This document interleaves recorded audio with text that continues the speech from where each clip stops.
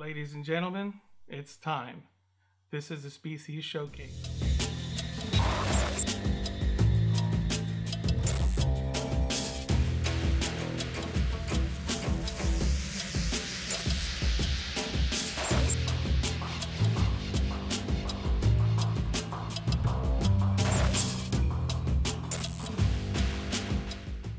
Hello tarantula lovers, I'm Alex and you're watching Tarantula Haven.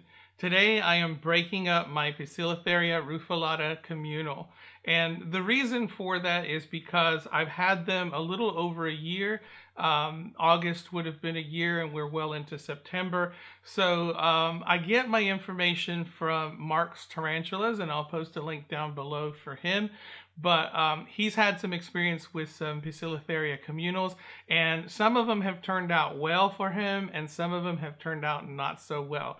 Two of the ones that have not turned out very well for him were the Poecilotheria subfusca and the Poecilotheria rufilata.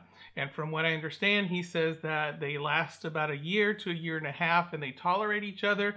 And after that point, they seem to start eating each other and then you end up with one big fat one. So that is definitely something that I don't want to happen to my rufilata communal.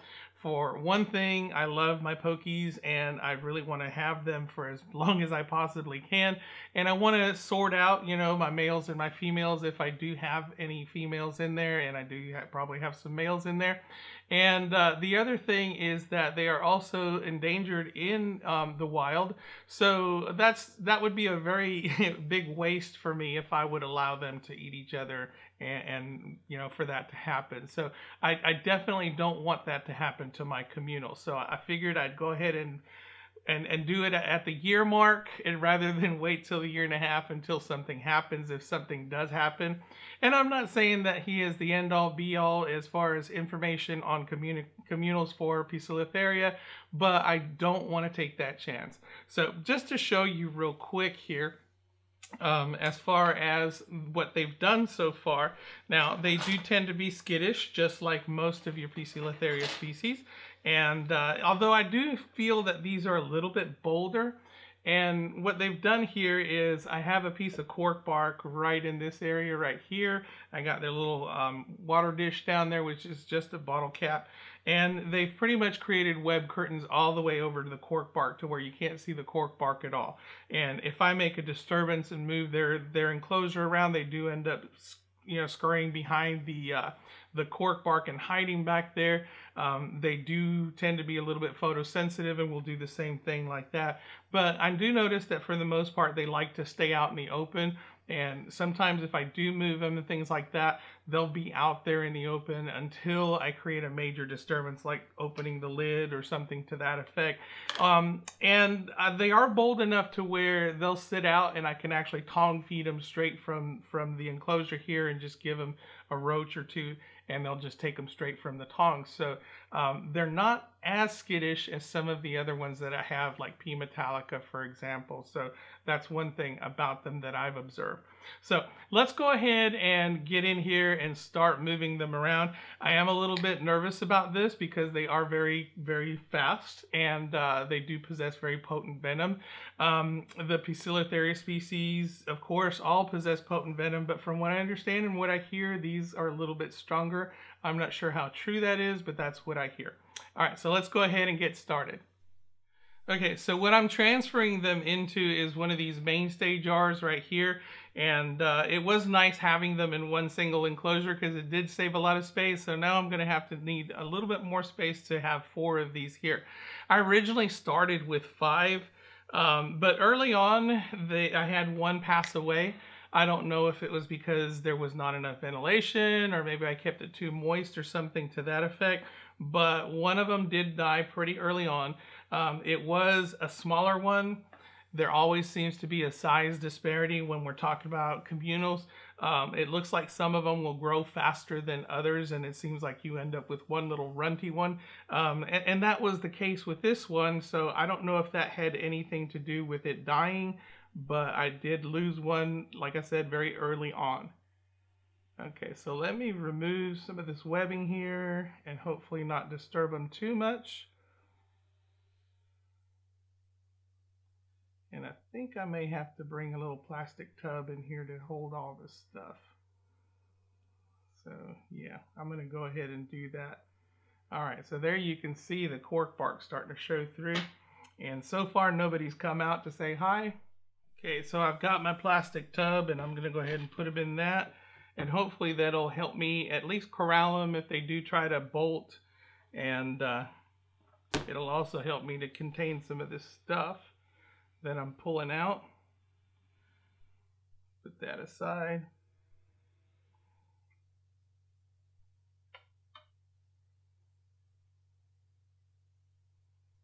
Quite a bit of webbing. All right, so let me peel this cork bark back here, and let's take a look at what we got.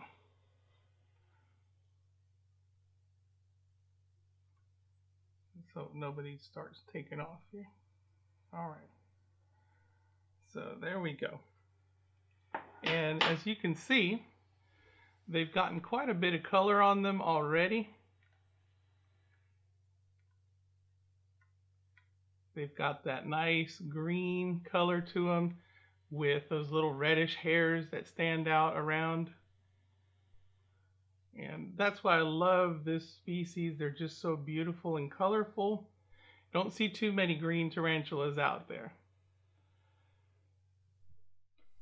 I'm going to try to make this as safe as possible. So I've got my catch cup, I've got a backup catch cup, and I've got all my tools with me so that I can try to take care of this as smoothly as possible. The Poecilotheria rufilata hail from the Western Ghats region of India. And like I said, they are considered endangered in the wild. And they are one of the largest of the Poecilotheria species. They've been known to get up to 9 inches in leg span. They're being really calm, which is good. Hopefully I can keep it that way. I don't want to be chasing them under the table or anything like that.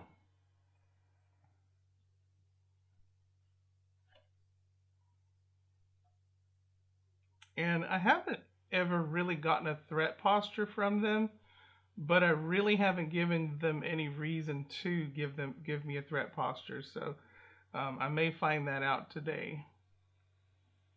Come on, buddy. This is probably the larger one here. And yeah, it's being really calm, which is good. Hopefully we can keep it this way.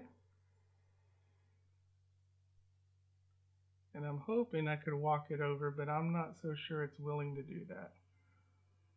Yeah, it doesn't look like it. Let me see if I can use this. I'm probably going to have to get rid of this cork bark. So let's do that.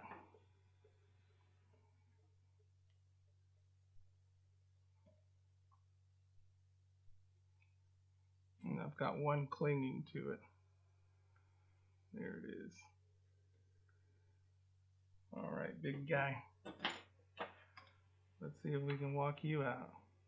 Come on. Come on.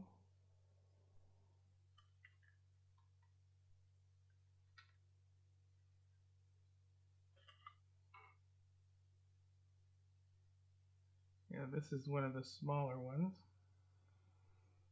Come on. Up you go.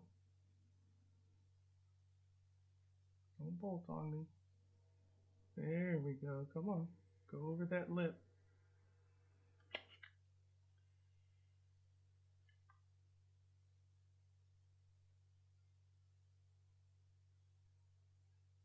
And this is probably the hardest thing to do here if you walk them over. They don't want to go over this edge because they don't know what's on the other side. So they want to stay on secure footing. So it's really hard to get them to comply from that point forward. Maybe if I give it something to step onto. Yeah, it's wanting to retreat right back into its enclosure. Whoop, got him going on the outside now. Back it up. . Oh, it's refusing. So maybe we can get it from the bottom here.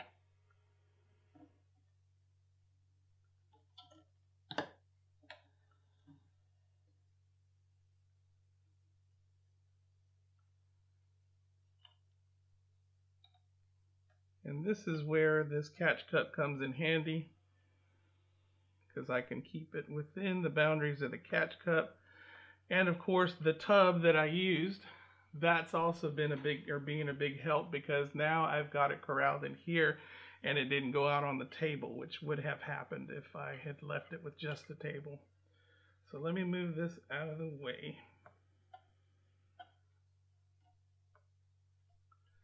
All right, so he's in the catch cup, which is good. And from here, it's just a matter of coaxing it up the side of the catch cup. There we go, come on. All right. So that's a good catch right there. So that's exactly why you want to have a catch cup handy. And now we're just going to transfer it over to its new home.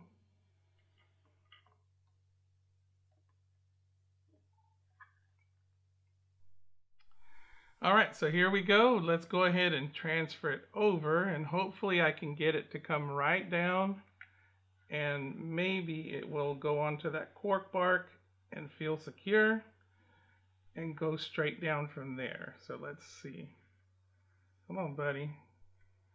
And as you can see so far, we don't have any threat posture, which is excellent. And I'm making pretty much slow, purposeful movements, and I'm just kind of guiding it where I want it to go. And that's what you want to do when you do these transfers like this.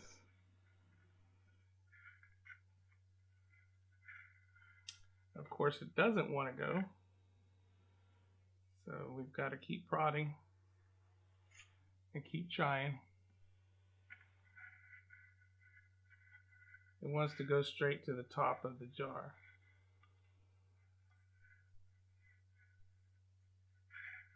All right, come on. Come on, grab onto that cork bark below. Come on, big guy. You really don't want to go. This guy is so stubborn. It's just trying to walk right back up the bamboo skewer. There you go, there you go. Come on. Come on. There you are. Grab that cork bark. Grab the cork bark. Come on.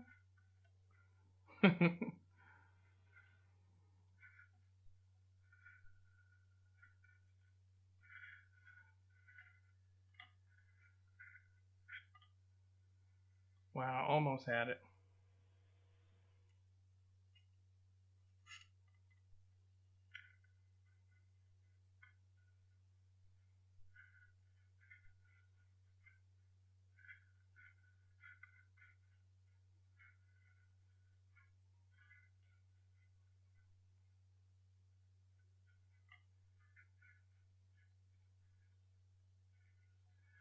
Now, patience really is a virtue here. And if I start losing patience, then I start getting a little bit more frustrated and start making my movements a lot quicker. And that can cause it to bolt and cause it to feel threatened and give a threat posture and all that. So I got to make sure that I keep my cool. And it can be a bit tedious going over this, doing it again and again. But better safe than sorry.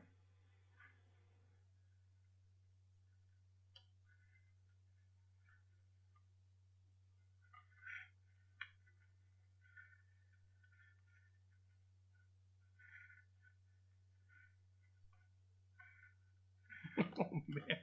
Oh, there we go. There we go. All right, so it almost bolted right back up, but we managed to corral it and keep it inside. Okay, so far, number one, successful. That took a long time. Hopefully the rest of them won't be so bad. But let me go ahead and get that lid on it and see if I can cause it to come down a little bit. All right, so we're good. So let me see if I can get better light on it. There we go. All right, so very beautiful. They got a lot of neat colors. There's some purple here, there's some red, there's some green and yellow. So they're a very gorgeous tarantula.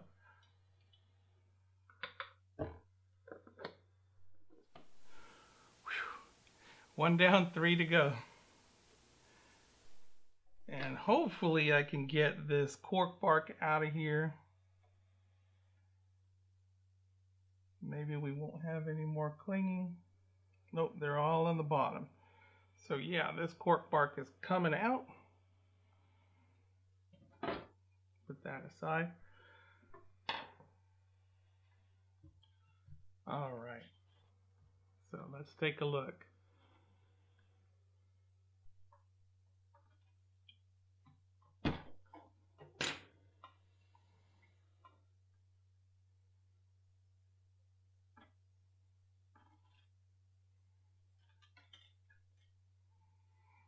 All right, so I'm seeing 1, 2, 3 over here. All right, so there they are. There's a molt right here. So that's not a tarantula. All right, so 3 of them right here all together. So we're gonna go ahead and try to get those out one at a time, hopefully. All right, and let's see if we can make use of this. I'm gonna go ahead and put that down on top of this one that's by himself over here and see if I can encourage it to climb up the side. Come on, come on. There you go.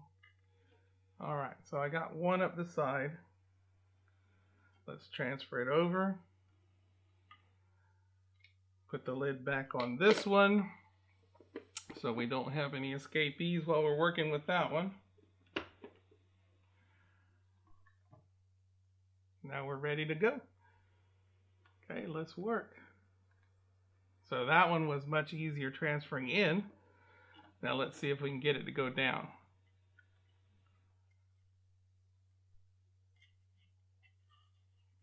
Okay. This one's wanting to go down a little bit easier. Now, a lot of people wonder why they shoot straight up on the side of the catch cup. And the reason for that is for tarantulas, escape is usually up.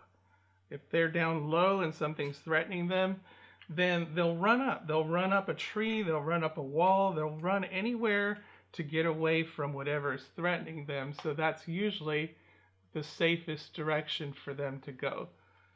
All right, so there's this one, and that one made it nice and easy for me. Just a beautiful, beautiful species.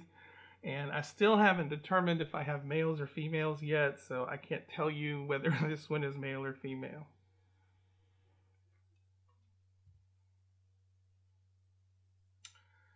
All right, and let's get the lid on this one.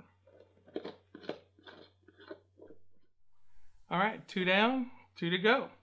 And I'm starting to feel a little bit more comfortable with them. I didn't know what to expect because I'd only rehoused them once. And, you know, they were a lot smaller when I first rehoused them and a lot easier to deal with, even though they were very flighty. They were very skittish. Being a little bit larger, a little bit bolder, I think that I was expecting a whole lot more bolting and taking off. So, you know, that just doesn't seem to be the case. They do, like most pokies, they want to go to the bottom and just kind of ball up down there and be as safe as possible. But, you know, once you start moving them, if you move them cautiously, I still haven't gotten a threat posture from any of them. And they just kind of go in the direction that you're wanting to move them. But their main concern is just to stay as inconspicuous as possible. And, you know, hopefully you'll go away. But, of course, I'm not going to because I'm rehousing. So I'm going to get the next smallest one over here and see if I can get that one to go up. And I'll worry about the last one, the biggest one, for last. All right, so come on. Okay, and there we go. Getting them to go up the side is not too hard because, like I said, that's their instinct. They want to go up and away from whatever's bothering them. Although this one's making it a little bit hard because he's finding some room underneath. There we go. Come on. Almost had him. All right, now there we go. So this one's up. Now we can transfer it. Bring this over here. And I'll set that in there just like that. Put the lid back on this one.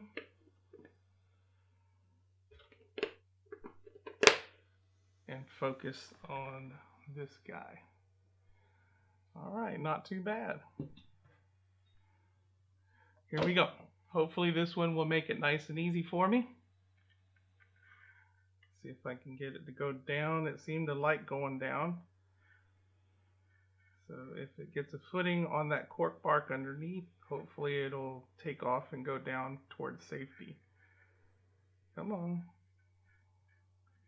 Oh, this wanted to do like the other one did. Oh, there we go. It went down. All right. So found itself a nice secure spot down there at the bottom.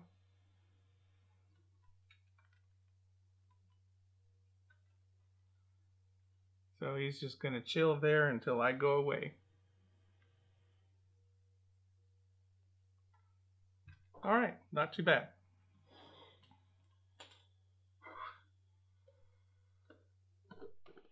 All right, so far so good. Now the last one. Now technically I could keep it within this container, but I like to keep them all in the same type of container just for uniformity. So yeah, I'm gonna remove it and go ahead and move it into another of those mainstay jars that I have.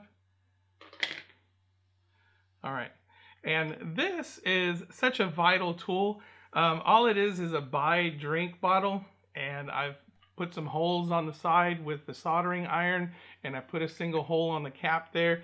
But it has been probably the best tool that I could use for moving spiders because it gives them plenty of space to run up, and they want to go up here into the little cap area. And once you get them there, then you can just safely transfer them over. I've used it for large tarantulas. I've used it for smaller tarantulas. But, you know, you can do this pretty much with any kind of bottle, if it's a Pepsi bottle or a Mountain Dew bottle or something like that. But I like these because they're nice and clear. All right, so anyway, let's take care of this last one. And this is actually the largest one. And he's chilling right here on the corner, or on the side. So let's go ahead and cup him. All right, and he made it nice and easy. I didn't even have to use the stick. It just crawled right up on its own. I don't know if you saw that there. Okay, set that down. Get that out of the way. Bring in the mainstay jar. And I'll turn it this way. All right. So now it's just a matter of coaxing it down. And hopefully it will do like the others and grab hold of that cork bark and go straight on in.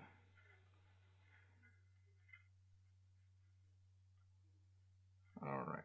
And again, no threat posture. It's just basically moving where I'm wanting it to move, trying to get away from the stick.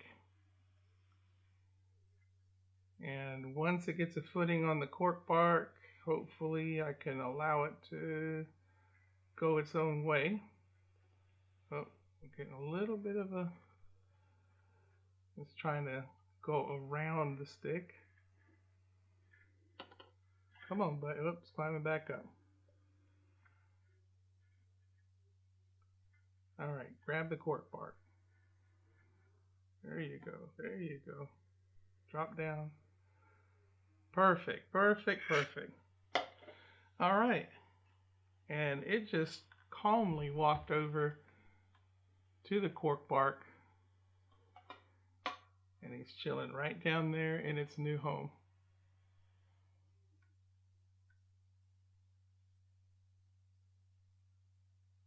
And I think this one's probably got some of the most beautiful colors on it. They still haven't fully developed all their colors yet, but this one is probably, I would say, a good 3.5, maybe 4 inches already.